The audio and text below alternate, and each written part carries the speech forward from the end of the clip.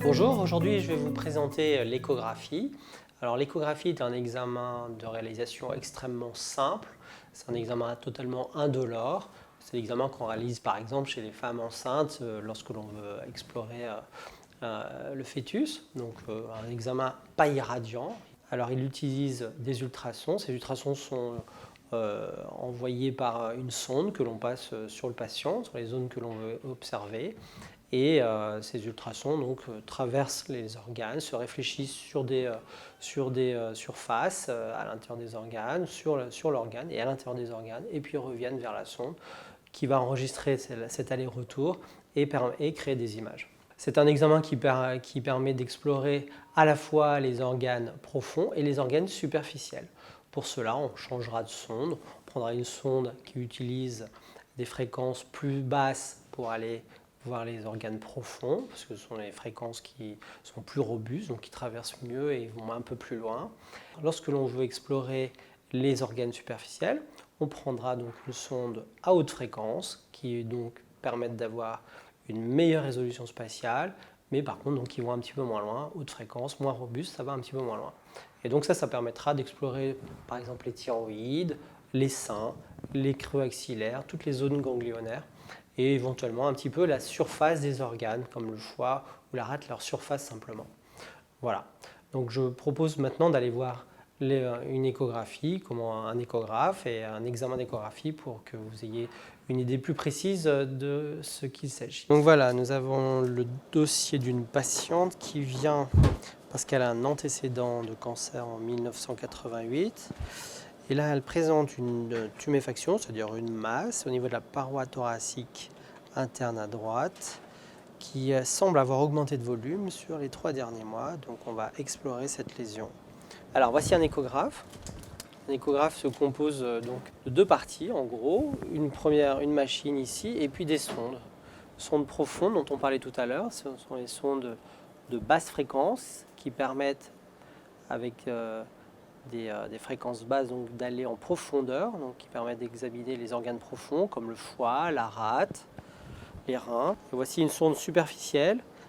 Elle donc travaille à haute fréquence et ça permet d'explorer tous les organes superficiels, les seins, les aires ganglionnaires, la thyroïde par exemple. Donc la seule limite de l'échographie, quand je dis que l'échographie permet d'explorer les zones superficielles et les zones profondes, il y a une seule chose qu'on ne peut pas explorer, c'est tout ce qui contient de l'air. C'est-à-dire le poumon. On a beaucoup de difficultés parce que les ultrasons sont arrêtés par l'air, donc on ne peut pas explorer tout ce qui contient de l'air. Donc le poumon par exemple, ou bien les anses digestives par exemple. Donc dans l'abdomen, on va pouvoir explorer avec l'échographie très bien, comme on l'a dit, le foie, la rate, les reins. Dans le thorax, on va pouvoir explorer pas grand-chose, la paroi comme on est en train de le faire, mais très vite on est arrêté par le poumon qui contient de l'air. Et si on revient à l'abdomen par exemple, on va être très gêné dès qu'on va s'approcher des anses digestives. Bon, là on ne verra plus rien, l'air arrête les ultrasons, donc on voit une grande ligne blanche et puis après on ne voit plus rien. Ici la paroi thoracique, les côtes et la ligne blanche ici, ça c'est le poumon qui respire. Et vous voyez, en arrière du poumon, je ne vois plus rien. En arrière de la côte, c'est un peu la même chose. L'os arrête également les ultrasons, on ne voit plus rien. Vous voyez que tout ce qui était au superficiel, on voyait très bien, différents muscles. Le poumon, en revanche, on ne voit plus rien en arrière. Donc on voit que ce que vous me montrez, enfin cette tuméfaction est développée à partir d'une côte, en fait, un arc costal. Alors on voit cette masse ici qui arrête les ultrasons, un petit peu avec des contours donc un petit peu irréguliers. C'est la raison pour laquelle on va aller voir ce qui se passe. Donc on va explorer cette lésion. L'échographie nous permet de voir bien la morphologie de cette lésion, sa forme, donc c'est une forme plutôt irrégulière, hein. C'est pas un rond ou un ovale simple, hein. On voit que ça part un petit peu en différentes directions. Et puis ces contours, on voit également, vous voyez les contours sont un peu irréguliers. Voilà, un petit contour un peu irrégulier. Donc cet aspect un peu irrégulier nous incite à faire un petit prélèvement pour savoir exactement de quoi il s'agit. Notez au passage que pour toute cette description morphologique, on n'a pas besoin d'injection de produits de contraste, contrairement aux autres modalités d'imagerie comme le scanner ou l'IRM. Donc les microbiopsies doivent se dérouler le plus simplement possible. Ça doit durer une petite dizaine de minutes. On fait ça sous anesthésie locale, ça ne doit pas vous faire mal du tout, hein. On fait ça également de façon stérile. Donc vous voyez, la sonde est désinfectée dans des machines spéciales. On la renettoie en plus pour être sûr. Et puis on peut utiliser des protections particulières pour assurer un niveau d'asepsie optimal. Voilà, ça c'est pour désinfecter la peau. Donc après la désinfection, on va faire l'anesthésie. Ça c'est de la xylocaïne, produit anesthésiant connu, utilisé largement un peu partout, chez le dentiste, etc. Donc on va commencer par une petite anesthésie de la peau.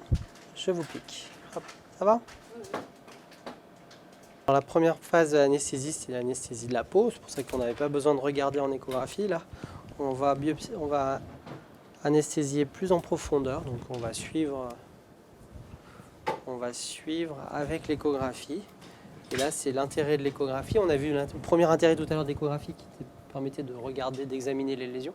Là, on a un deuxième intérêt qui est celui qui nous permet de faire de l'interventionnel, c'est-à-dire de suivre nos aiguilles pour les guider à l'intérieur de l'organisme, les guider vers la cible, tout en évitant les structures qu'on ne veut pas abîmer, les vaisseaux, des nerfs.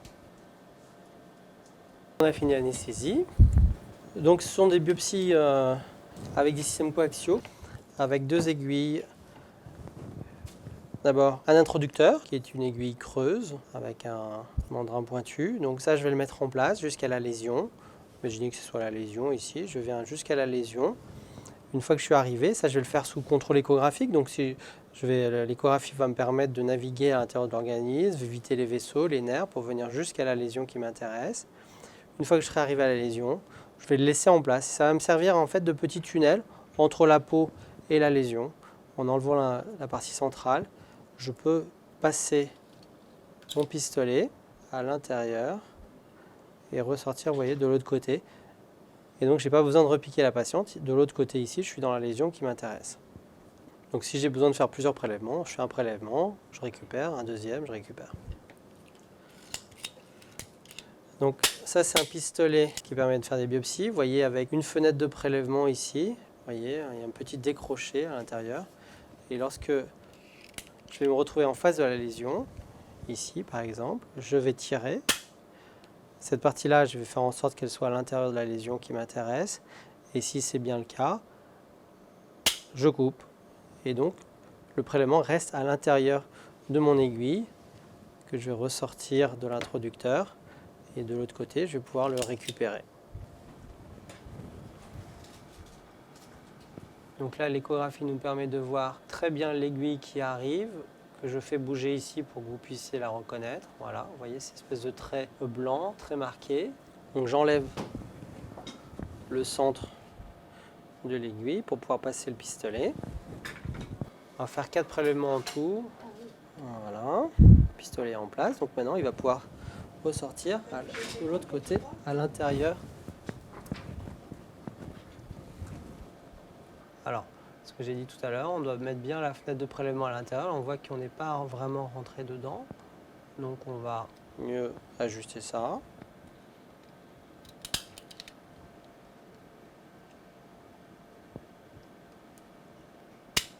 Voilà, là ça a marché. On voit bien la fenêtre de prélèvement qui a traversé toute la zone. Fenêtre de prélèvement. Et je tire.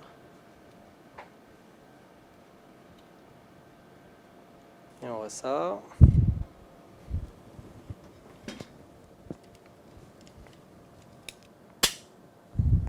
Voilà. On a le prélèvement ici. Que l'on met ici dans de la FA. On fera de la congèle en plus. Donc là, vous voyez, on a mis le prélèvement dans un tube qui s'appelle... c'est du formol d'ailleurs. Le formol permet... Vous le verrez avec nos amis à Anapat, de faire une étude morphologique. On va faire un deuxième prélèvement.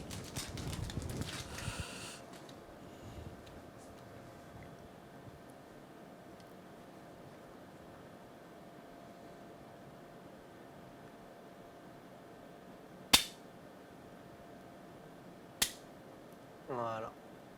Donc là, on va faire un autre type de conditionnement. Là, on va faire une congélation. Alors la congélation, ça permet de faire un autre type d'étude, c'est plutôt de la biologie moléculaire.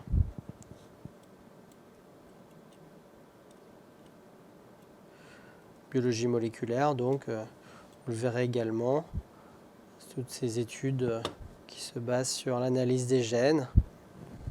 Impeccable. Donc là, on a vu les deux intérêts de l'échographie. Le premier, celui qui est le plus largement utilisé, c'est l'analyse morphologique, l'étude de la morphologie des organes, des lésions. Et puis on a vu aussi ici que l'échographie pouvait être utilisée pour guider des gestes en radiologie interventionnelle, comme des biopsies, comme on vient de le réaliser. Vous voyez ici donc ce prélèvement. On va le congeler. Donc vous voyez que la congélation se déroule tout de suite. Là, on regarde des gènes, des ARN. Il faut savoir que dans les prélèvements, il y a également des enzymes, les ARNases, qui vont détruire ces ARN. Il faut savoir que les ARN détruisent 50%, les ARNases détruisent 50% des ARN toutes les 5 minutes. Donc on court avec un panier percé. Toutes les 5 minutes, on a perdu la moitié des informations. C'est pour ça qu'on congèle immédiatement. À partir du moment où c'est congelé, c'est fixé. Les ARNases ne peuvent plus rien faire. Donc vous voyez, plusieurs prélèvements pour pouvoir faire différents conditionnements qui permettent chacun de faire différents types d'analyses.